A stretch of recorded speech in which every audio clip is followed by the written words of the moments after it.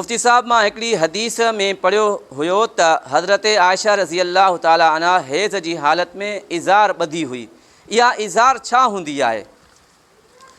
इज़ार चइबो आहे उन कपिड़े खे जेको इंसान शलवार जी जॻह ते इस्तेमालु करे, जेके इंसान जी हेठीं धड़ आहे न, जिते पाण शलवार पायूं था, इन जॻह ते जेकॾहिं इंसान गोॾ ॿधे, उर्दू में इन खे चइबो आहे धोती, सिंधी में पाण गोॾ चऊं था, मंजलो चऊं था, त इन खे इज़ार चइबो आहे। इहा इज़ार हूंदी आहे। ऐं हज़रत आयशा रज़ी अल्लाह ताला अन्हा हुज़ूर साईं सां हेज़ जी कंडीशन में इहा इज़ार ॿधी हुई। वजह छा आहे त इस्लाम में हेज़ जी हालत में हम बिसरी करणु हराम आहे, नाजाइज़ आहे। बाक़ी ईअं न आहे जो हेज़ जी हालत में इंसान ज़ाल खां ई नफ़रत करे, नफ़रत न आहे। छो त ज़माने जाहिलियत में इहा शइ हूंदी त जंहिं औरत खे हेज़ ईंदो हुयो, बाज़ दफ़ा उनखे हिकिड़े कमरे में बंदि करे छॾींदा हुया, जेसीं ताईं हेज़ ख़तमु न थिए, नफ़रत कंदा हुया। इस्लाम इन शइ जी इजाज़त न ॾिनी आहे। इस्लाम में इन शइ खां नफ़रत न आहे।